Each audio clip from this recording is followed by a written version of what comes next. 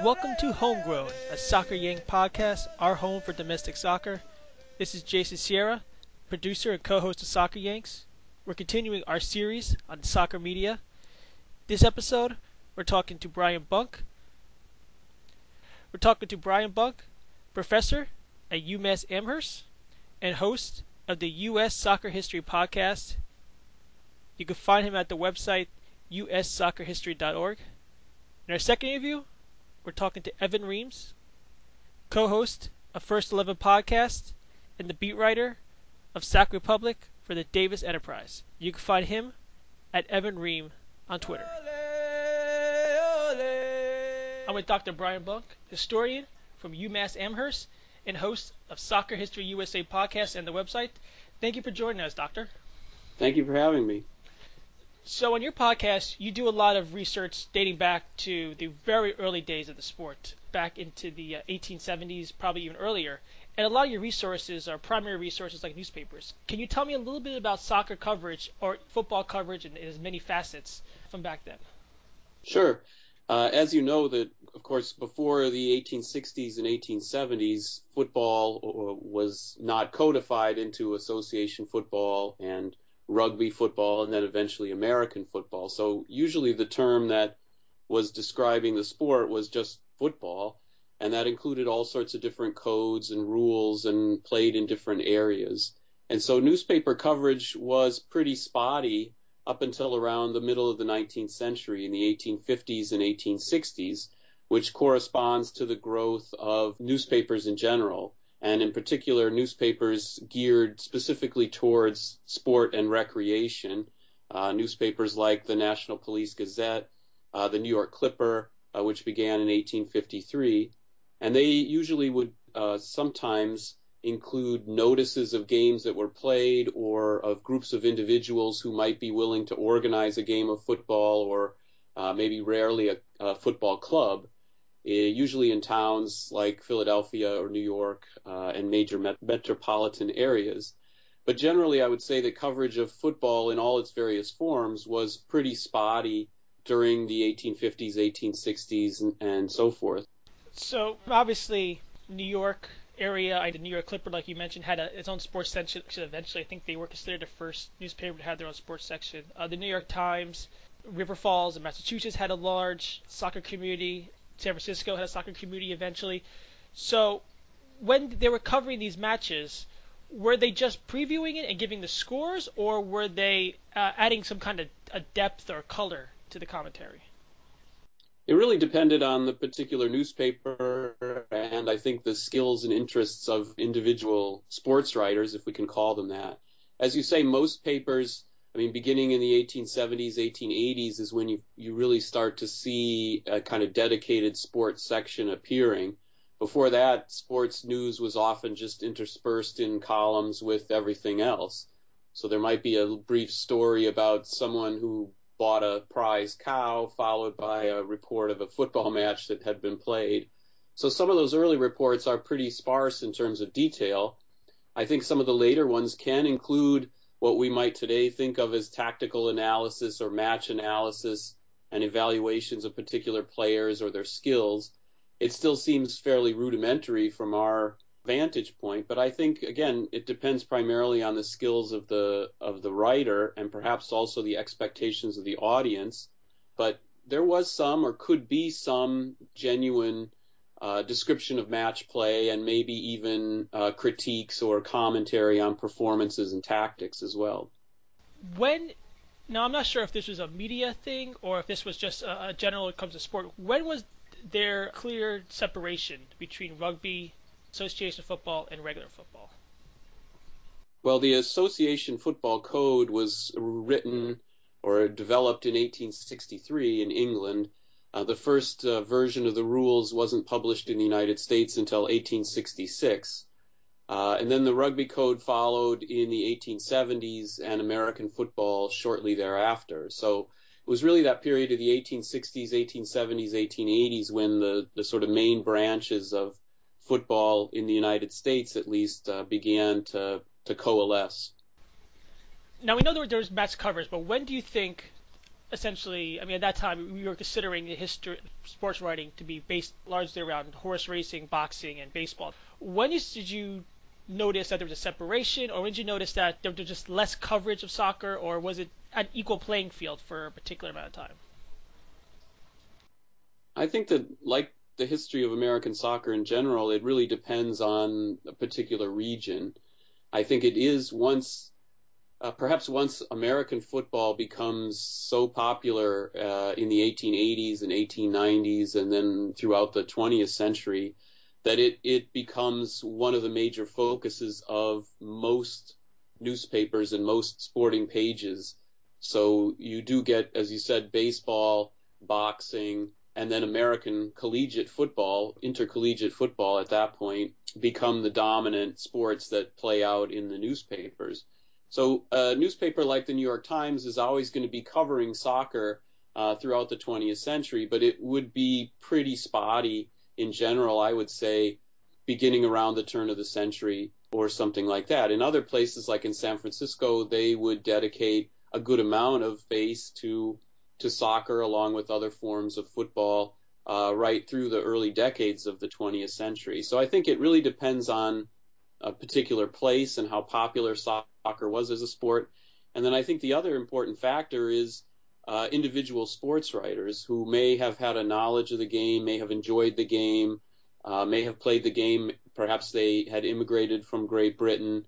And there were particular individuals who I think paid more attention to soccer than maybe would have been merited, or maybe you would have been led to believe given the popularity. So, for instance, in Boston, for the Boston Globe, there was a man named George Collins, and he spent a great deal of time and energy writing columns about and reporting on soccer all throughout the 1920s and beyond. So there really are certain individuals in certain places on certain staffs who really did dedicate themselves to trying to promote and report on the game. So it's really hard to kind of make generalizations, on a national basis because it really is regionally based. Let me ask you a question, because I guess it's a theory, but essentially, I feel like the rise in football, American football, in the area was based on the fact that most college-educated people would become writers, and they've had experience with football, and most of the people who would play soccer were immigrants, and maybe they felt like either their audience of the newspapers were not immigrants or were not able to read their, say, Hungarian, Portuguese, Spanish, whatever, they would not be able to read. Do you think any of that might have any influence on the editorial choices of covering the sport? Yeah, I mean, I think that like any media company, whether it's in the 1920s or the 1990s or the 2010s, they're going to follow their audience to a certain extent. And I think, as you said, the popularity of American football and intercollegiate football in particular, because of course that was a much bigger sport up until probably after World War II, then was professional football. So I think you're probably right that there was a tendency to report more on those particular sports because those were the most popular sports at the time. And it may be a factor that soccer tended to be a much more regionally popular game, whereas American intercollegiate football, became much more of a national kind of pastime, especially into the 20th century. Can you think of the one event, and I think everybody would probably assume it would be the 1950 World Cup, but can you think of the one event that made soccer a national headline, or if there was one until maybe, who knows, 1990, 1994? I'm not sure that in this country, the 1950 World Cup when the United States beat England in Brazil, I'm not sure that was a national event, quite honestly, in the media. It was a huge event, of course, in the British media, and maybe even worldwide, but I'm not quite sure that made as much of an impression here as it did in other places. I think probably it was not until maybe the 1970s, with the success of the Cosmos and Pele and Giorgio Canaglia, that soccer really became kind of a national phenomenon, I guess we might say. That would probably be perhaps if there was a single kind of national soccer phenomenon or moment, that may have been it. So obviously we had a long period of time on the playing field where the U.S. national team wasn't really a story. Because even in the 70s, the U.S. national team wasn't a story. I believe we went through a 40-year drought of not making a World Cup. What have you saw, and I'm not sure how much, I guess, recent or depending how long your research spans, when have you noticed that we started writing about soccer in a more informed way? Not just maybe writers who come over from England to write here, but when Americans may have started having their own informed opinion about the sport. I mean, in some ways, Americans have been writing about soccer, since the early days. In the 1920s, the American Soccer League. I mean, it wasn't all immigrants and foreign-born people who were writing about or enjoying about the game. So, I mean, I think to a certain extent, there was some efforts in that regard. I mean, one, it ultimately failed or failed to launch maybe, but in 1927, there was a magazine, I guess we might call it, a periodical, Soccer Pictorial Weekly, which only survived a very short time, but that was put out by Nat Fleischer, who was the editor of the Ring magazine. So at least there was a moment there where it seemed like soccer could kind of burst out of maybe go national in a way that it hadn't. But as you say, that did not materialize, and for quite a long time there was not a whole lot of attention. I would say that the 1970s maybe changed that and exposed the sport to a lot of different people. There were a number of kind of institutional changes. The advent of Title IX, which led to a boom in the participation of women and girls in soccer. The fact that more and more young people were playing soccer during the 1970s and 1980s, so at least people were much more familiar with the game. You had the beginnings of Soccer America at that point, which was really the first national soccer, American soccer journal, I guess we could say. So I would say the 1970s and 80s is when maybe the groundwork and the beginnings of a kind of American soccer media culture began. But it took a long time to sort of percolate, and maybe it's only been in the last 10 years that it really has blossomed, I think. Talk a little bit about, if you can, the women's game. I believe one of your podcasts was about the first women's soccer game, and women's soccer kind of has an interesting history. It's not just in the United States, around the world. Brazil wasn't allowed to have women play soccer for decades. I think very recently, you mentioned Title IX. Women's soccer, college soccer at least, is actually more popular than men's college soccer in this country. So can you speak a little bit about the history of women's soccer? Well, of course, during the 19th century, usually physical education and the playing, particularly of competitive sports, were deemed to be inappropriate for women, that they would somehow damage themselves physically or even morally. What began to change in the later half of the 19th century was the founding of different educational institutions, women's colleges, which gave women the opportunity to participate in various kinds of sports and physical education and physical activity programs. So women began to play soccer as late as the 19th century, but it was generally limited, in terms of scale. There were also attempts in the early part of the 20th century. There were some factory teams that were organized, just like in England, with the Dick Kerr Ladies Club being perhaps the most famous. They came to the United States in 1921, I think it was, 1922, and toured the East Coast primarily. After that, it was, again, limited or restricted primarily perhaps to high schools, recreation leagues, and to universities and colleges. Then when Title IX passed, which mandated equal athletic opportunities be available to all university students, soccer was one of the great beneficiaries of that decision. So universities and colleges weren't going to form women's football teams, let's say, so a lot of them formed college soccer clubs for women, and the numbers blossomed. Within a few decades, there were hundreds and hundreds of programs, women's teams across the country. It would only be in the 1980s that a women's national team was founded, but they were successful very quickly, winning the World Cup in 1991. And then I think probably the watershed moment was, of course, in 1999 with the victory of the U.S. women's team in the World Cup, and Brandi Chastain's famous, whipping off her jersey in celebration after the penalty victory over China. So I think that was really one of the watershed moments in terms of the women's game, and then it's kind of grown and had its ups and downs with attempts to create various professional leagues. But it's definitely a much bigger phenomenon now, obviously, than it has been in the past. I want to talk a little bit about you. You are a soccer historian. You also cover boxing. I believe on your webpage I read that you are a Spanish-speaking around the world historian. What got you interested in the sport and doing research on it? Perhaps I maybe shouldn't admit this, but I never played soccer really at any level other than sort of, pickup games here and there.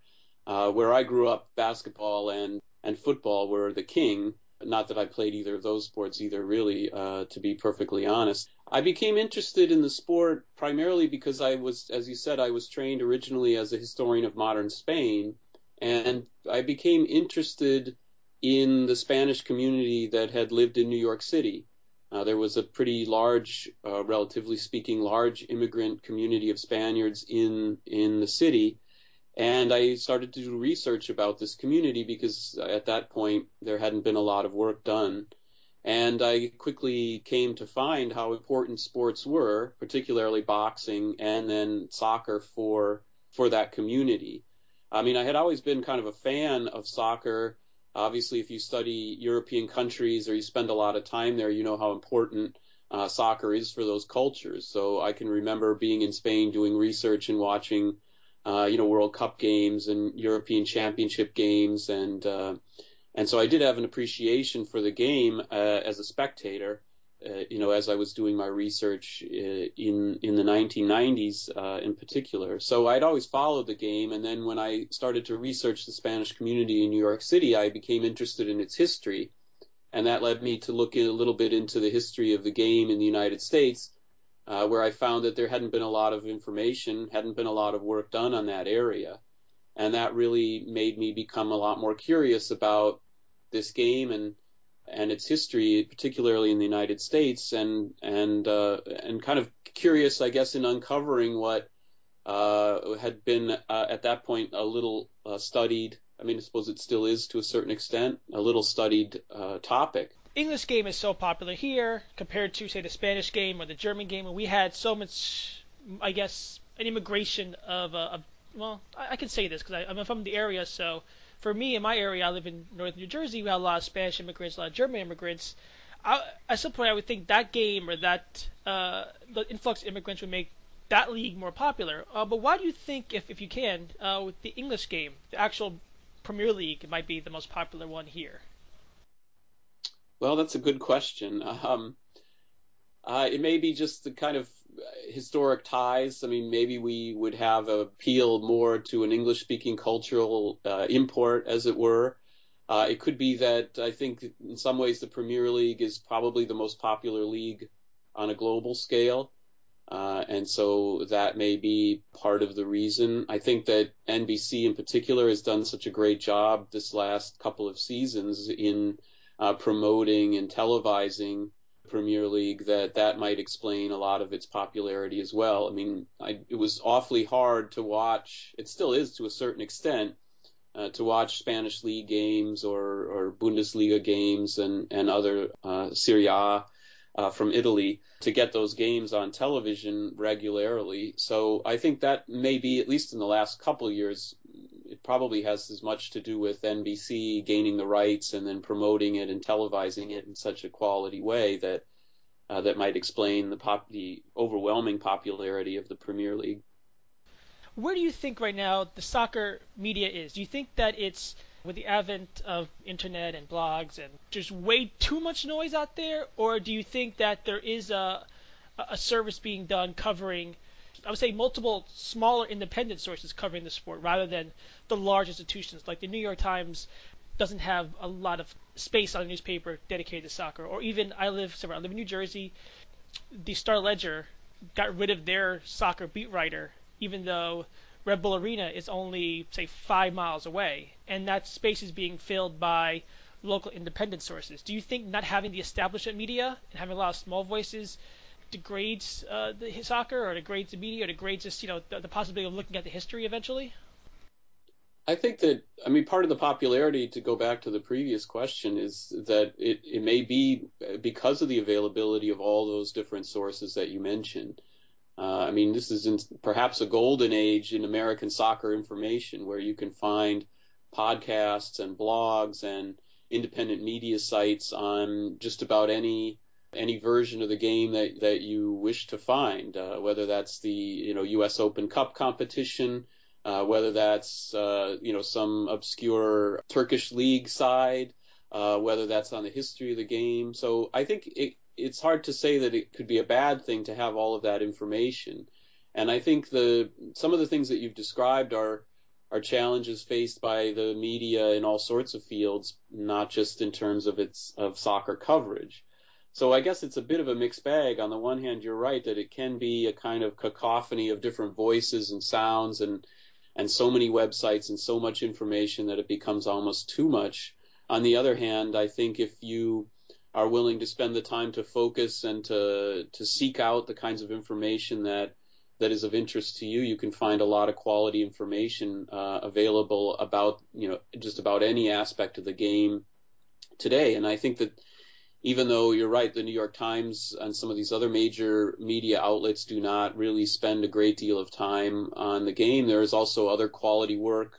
Grant Wall at Sports Illustrated, for instance, ESPN, despite the fact that they rarely talk about it on SportsCenter or on television, they run a whole bunch of stuff on their website. So I think it really is a kind of golden age for soccer media in the United States that we're experiencing at the moment.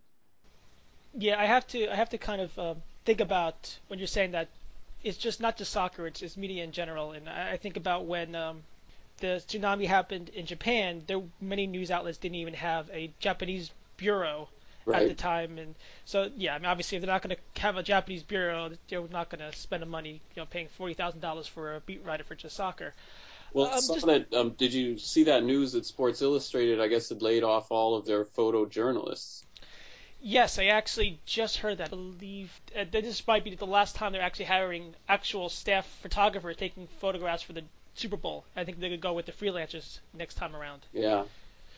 Yeah, so it's the landscape is different, but I in some reason, somehow, when I run a site, and I'm probably the only person feeling a void when it comes to college soccer in the state of New Jersey, but I think there is having a lack of an authoritative voice who, maybe not authoritative, but having an established voice who might be able to get interviews that I as independent journalist can't. I think there's missing something in the void with that. Yeah. Well, some people have made an argument, that there were a lot of problems when you did have only, let's say, a handful of kind of prominent voices on any topic, whether that was sports or other areas of the news. And that was kind of a problem because, of course, it limited the amount of information and the kinds of information and the stories that were told. And now, as you said, there's so much information available. Some people have started to argue again that maybe having those sort of gatekeepers, or at least some form, might not be such a bad thing. And I think, that'll be interesting to see how it plays out over the next decade or whatever, in the terms of balancing out that need to be as inclusive and as broad in coverage as possible, but the financial realities and a desire to maintain quality or focus. How you balance those things out, I guess, is going to be an enormous challenge. So here's the last question: If people are interested in becoming, I say, an amateur soccer historian, I did some research on myself. I did some research into the New Jersey Institute of Technology championship team in the 1950s, and I look through primary sources, but and obviously I'm in that area of New Jersey. I'm sure people can go into whatever their local community is and try to find newspapers and microfilm. Do you have any advice for people looking to maybe do some projects or kind of fill a void in that history of soccer? Well, one of the things that I can't stress enough is that I would hope that if people are interested in the history of soccer, particularly in their own area, is to seek out local clubs or individuals or players, because there are only a handful of important collections of documents, club materials, photographs, memorabilia that remain. And I think there's probably a lot more of that stuff out there that people have in their grandpa's attic, or their great grandfather maybe was a player on a club somewhere, and over time a lot of that stuff has been seen as not very important, or not particularly valuable, or not of interest to anybody beyond the immediate family. And so I would suggest just asking around in terms of local clubs and what was the history and what came before, and did people play soccer here. That would one thing that I think would greatly benefit the history of the game. I also think that the best place to start is also newspapers. I mean, those are some of the few publicly available sources that most of us have access to. And it may be sparse, and sometimes it's a needle in a haystack, but often those are the only kind of records available, because these clubs have not survived. I mean, they're not like Barcelona or something that have been around for 100 plus years, and they have archives and they have all this material saved up. So would encourage people to go out and dig around in attics and basements and dusty clubhouses and find this information and bring it to light. I think it would be great. And then I think, as I said, newspapers, microfilm, and now increasingly digitized editions are probably the best place.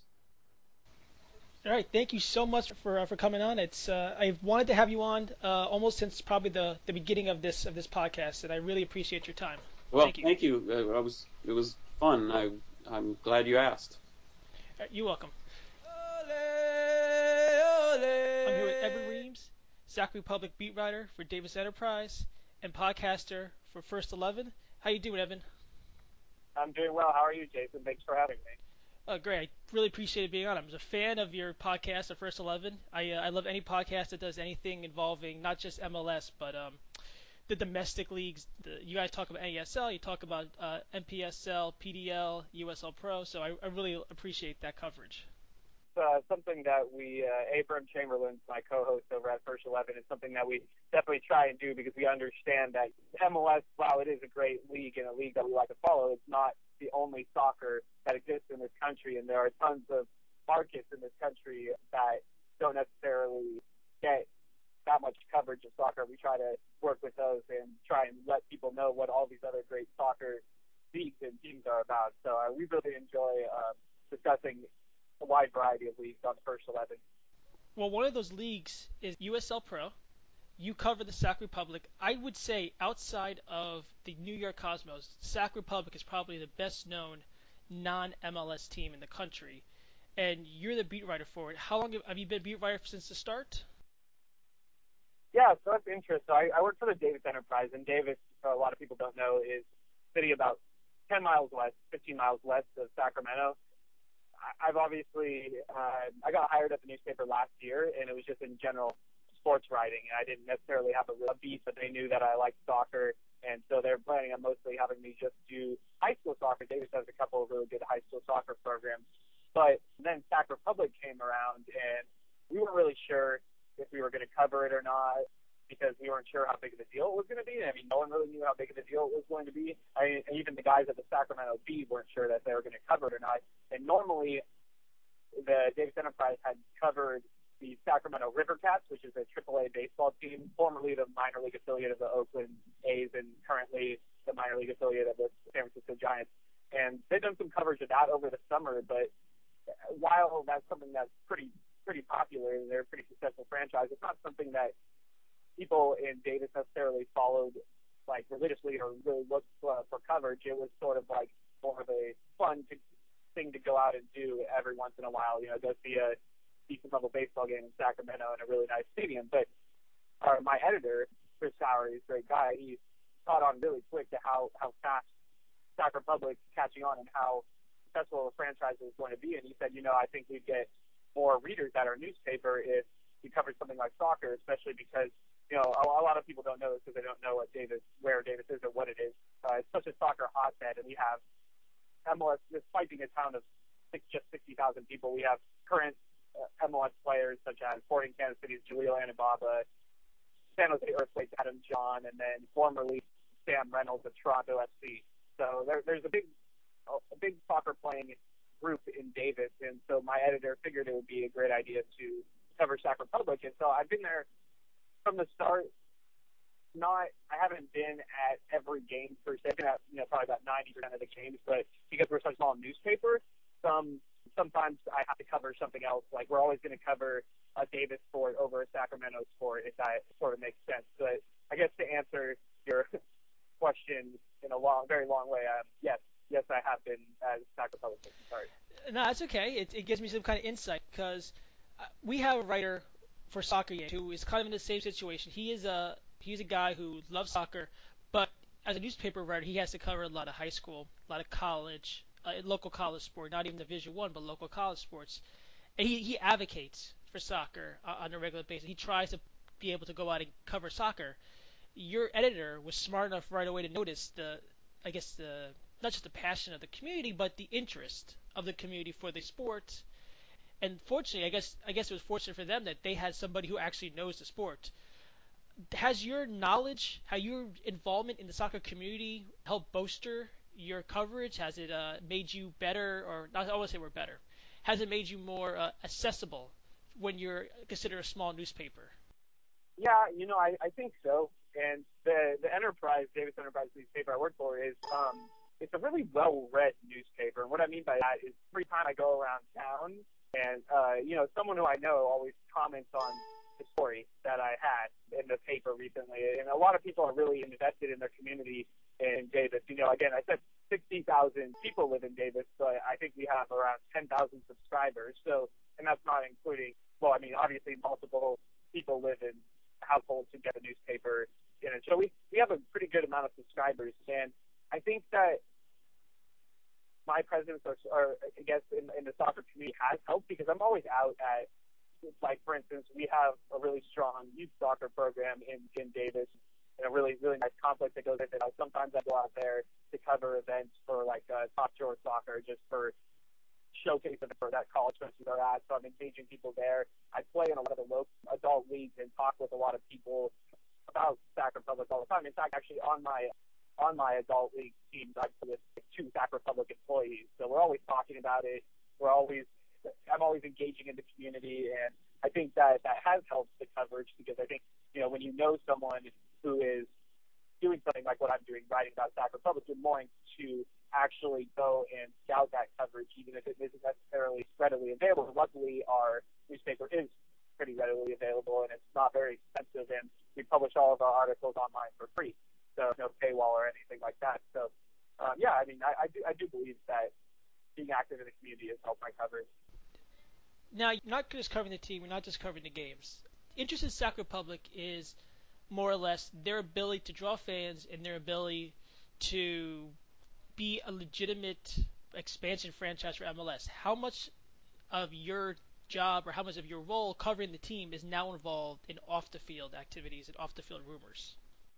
So it's actually a great deal of my job is, while I haven't written a ton of stories about the expansion, mostly because the possibilities of expansion, I am constantly through social media and mostly Twitter. I use Twitter a lot. Am talking about what I'm hearing about from different sources, right? So I haven't necessarily put together more than a couple of stories, but a couple of stories about what's going on off the field. But I think that I still am providing a lot of coverage in that facet because people are very interested in the game and the team itself on the field. But part of the whole attraction is not just how successful the team is, and they do play actually a great brand of soccer. They play really, really, really nice soccer on the field, and they have a really aesthetically pleasing game. But a lot of the interest in my coverage is, how many people did Sac Republic get this time? Or, Bonnie Field is expanding from 8,000 seats to 11,000 seats. Or they're playing in another friendly in about, you mentioned the New York Cosmos earlier, that Sac Republic actually announced yesterday that they're going to play the New York Cosmos in a friendly in like 3 weeks. And they're putting that game at, the larger stadium that they played at before Bonnie Field was ready, because Bonnie Field is currently being expanded. And so there are a lot of stories about stuff like this, and there's a ton of interest because while the knowledge level of the soccer fans in the Sacramento area, I would say, is very high,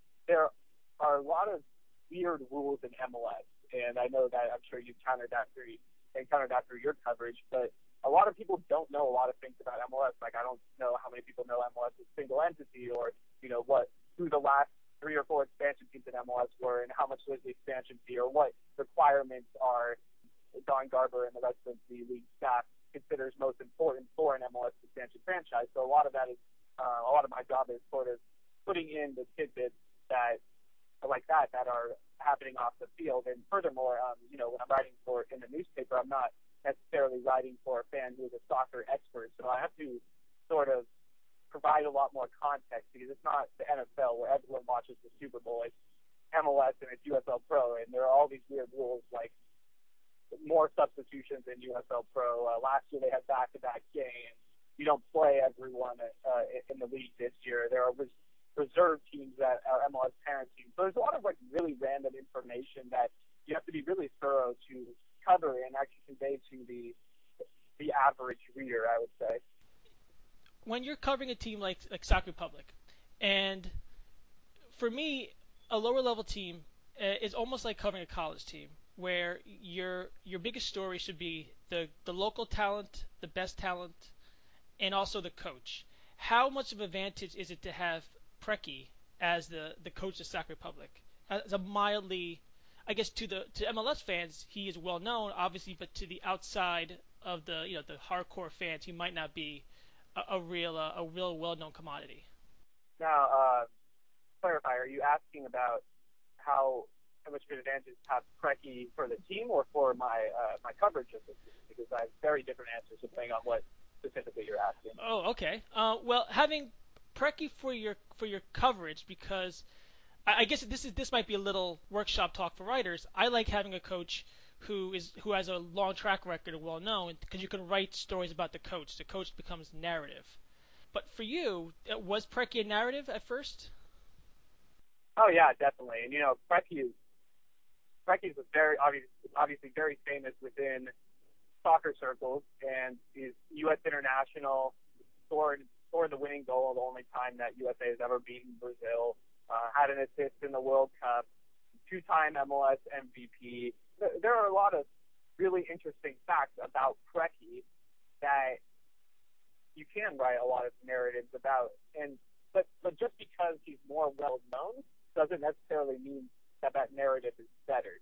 And I actually, one of the things that I really like about covering USL Pro is that you get to, you know, you don't know everyone's story already, right? You get to uncover all these guys who have been chugging along trying to play soccer in this country for 10 years, trying to make it, or guys who have been coaching for 20 years at the lower levels that you never heard of. And I think that is honestly more interesting than the big story or something like that. That being said, Preki is a very interesting guy. He's a decent quote. He definitely doesn't like to talk, I guess I would say. During post-game interviews, he often, you know, appears grumpy. I believe the only time he ever smiled during a post-game interview was after the 3-2 win against LA Galaxy 2 in the USL Pro semifinal. But there's never a dull moment when you're covering Preki, just not necessarily because of his background or because of his story, just because he's such a unique guy with such strong opinions about everything in soccer. People who watch MLS may getting Preki's an interesting individual. He's played, I think he was played to his 40. It's just one of those really underappreciated individuals, and I'm glad he's an interesting cover at least. Kind of going with the minor league aspect of the team. Tommy Thompson came in on loan from the Earthquake. When you get a guy like Tommy Thompson, who you know has this amazing talent, coming in from another team, coming as a loan, is that part of your story? Does that become a new angle you have to cover? Do you have to get his interview with him right away? Yeah, definitely.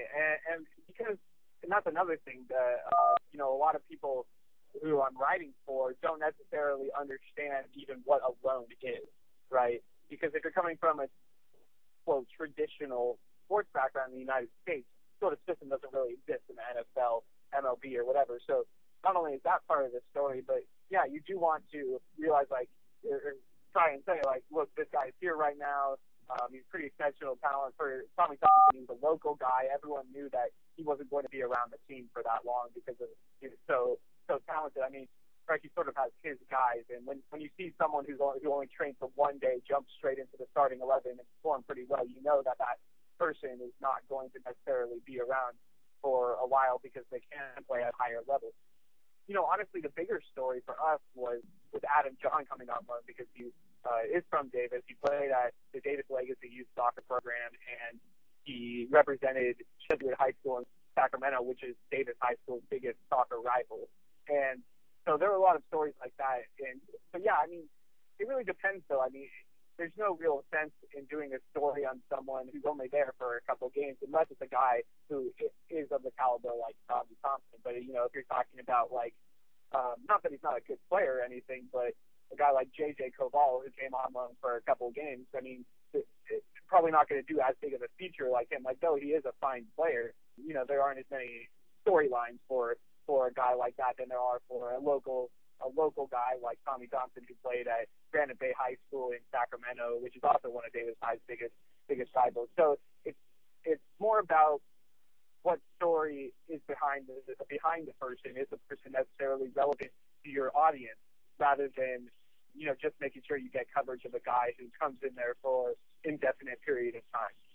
Yeah, that's funny. J.J. Koval is somebody who only probably MLS fantasy nerds might know about because he was just so cheap and he made good numbers early in the season. I think about that because you have to talk about your specific market because you're writing not for the soccer community, you're writing for the area. But I want to take a step now and talk about you as part of the soccer community. You, not just a beat writer for the team, for the Sac Republic, and hot name right now in lower division soccer, but you're somebody who does a podcast, which I really do enjoy. I'll be honest with you. I'm gonna kiss your butt here a little bit. You know, it's a good podcast. You guys are entertaining, and you guys cover the in-depth stuff. Has that turned out to be a factor for your online clicks? Have you noticed that you guys are getting more internet clicks when you write a story than maybe say your competitors? If you have any idea what their numbers, like the Sacramento Bee numbers, might be covering a Sac Republic game? You know, that's an interesting question. I'm not 100% sure. I do know that my followers have grown exponentially since I started doing the Sac Republic coverage and the First 11 podcast.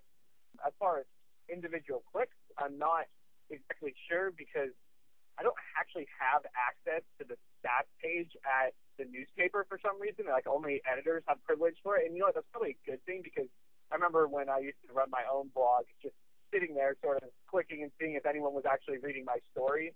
And that's not necessarily a good thing because you can get actually pretty frustrated sometimes the amount or necessarily non-amount of people who are clicking on your stories. And now that I don't really have that opportunity, I'm not really worried about are people going to read this. I'm more worried about turning out a quality story. As far as Sacramento Bee goes, in print, they have much larger circulation than we do. So a lot of people a lot more people read the Sacramento Bee than the Davis Enterprise. But their stories they're obviously different than my stories. Their beat writer, a really good guy by the name of Bill Patterson, great reporter, but he's not necessarily a soccer guy. And he's older, so he doesn't really use a lot of social media. So I think people probably read more of his coverage of, which is excellent, by the way, his coverage of the team in the paper. But I think online, mine get more views. But again, I have no idea if I can verify that. And honestly, it's not the most important thing. I'm just sort of writing to sort of improve as a writer and try and get clips under my belt so that maybe one day I can have a larger writing job somewhere or continue to further my career. Yeah, that probably makes sense given that you can't really compare a Sac story to Sacramento Kings story. Obviously, there's going to be more of an audience, and I'm sure you wouldn't even want to compare it. An editor want to compare it. They probably just want good quality writing, good coverage, and that's that's probably all they care about. I want to get your opinion on the quality and the quantity of coverage for the lower leagues, NPSL, and PDL, and ASL, and just kind of tell me just what you get around you, because obviously you can't do all the reporting yourself on everything. You can do the reporting on Sac Republic, but you might not be able to get the stuff regarding the national stories. So how do you feel like the reporting is there? How are you able to keep yourself informed? And just give me maybe your experience of dealing with USL Pro, or just USL, the USL leagues in general.